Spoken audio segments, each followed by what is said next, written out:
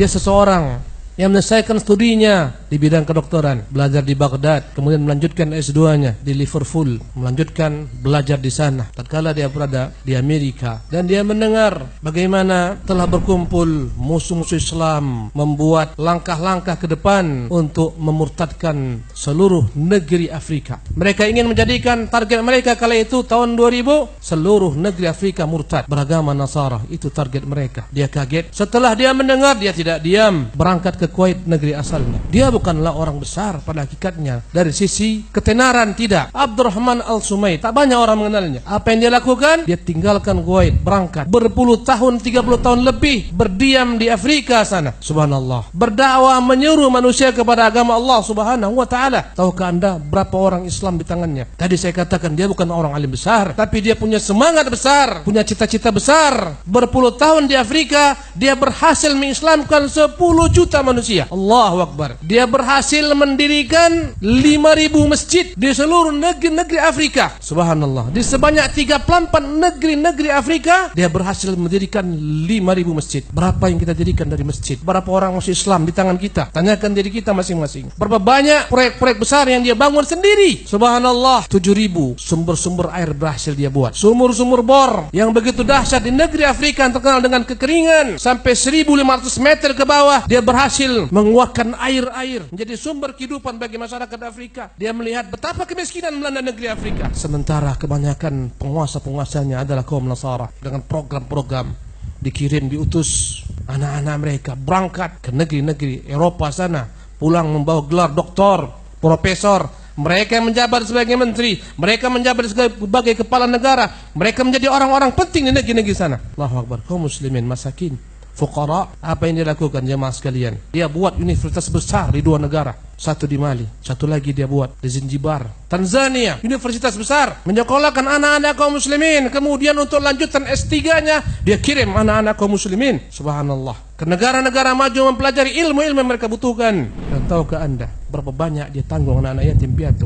13.000 anak-anak yatim piatu yang dia tanggung, dia sekolahkan sampai gelar doktoral dan pulang ke negeri mereka menjadi orang-orang besar. Bahkan di antara mereka pernah berkata, dan dia asalnya adalah anak yatim piatu yang didanai oleh Syekh Abdurrahman Al-Sumaid ketika menjabat sebagai menteri. Saya ini adalah didikan Abdurrahman bin Sumaid. Dia sekolahkan saya dari kecil sampai saya memperoleh gelar doktoral, sampai saya duduk di tempat ini. Ketika dia kuliah di Kanada, istrinya menceritakan dalam beberapa tahun, 4 tahun di Kanada, istrinya hanya punya 4 pakaian saja. Harta mereka jadikan untuk jalan menuju surga Allah Subhanahu wa taala. Karena dia berkhidmat untuk Islam dan kaum muslimin, setiap tahunnya ada hadiah diberikan oleh kerajaan Saudi atas nama Malikul Faisal terhadap orang-orang yang berjasa bagi Islam. Beliau mendapat 1 juta rial. Allahu Akbar. Bilangan tidak kecil. Tahukah Anda berapa yang diambil? Sepeser pun tidak diambil untuk dirinya. Semuanya diinfakkan di jalan Allah Subhanahu wa taala. Dia menceritakan bagaimana dia berdakwah di negeri Afrika. Subhanallah. Tatkala dijemput oleh seorang ingin bertemu dengan dia dan ternyata terlambat, mereka mengatakan mereka terhalang dalam perjalanan, banyak halangan rintangan. Kata dia, perjalanan kalian menuju saya ini adalah perjalanan penuh dengan nikmat. Kalian dalam mobil yang penuh dengan AC-nya. Saya pernah berdakwah di Afrika, saya pindah satu tempat ke tempat lainnya dalam kontainer-kontainer. Subhanallah, dalam mobil-mobil kontainer sampai belasan jam, sampai 18 jam.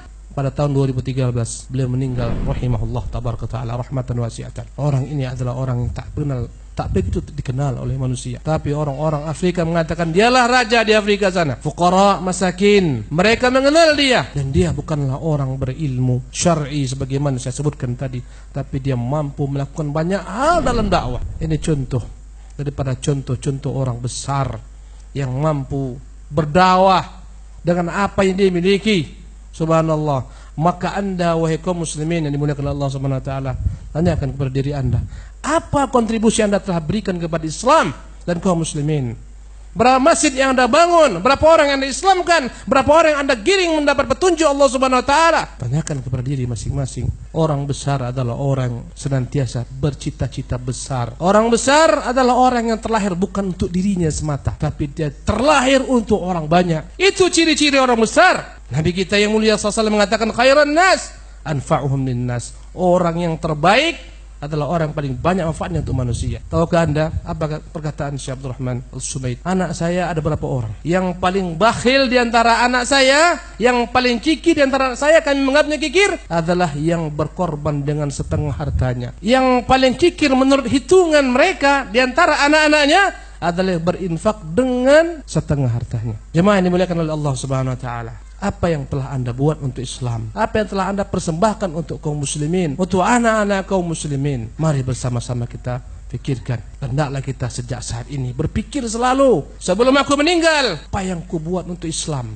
Harta yang kita cari semuanya tak akan mungkin kita bawa ke dalam yang kubur. Yang akan kita bawa adalah amal saleh.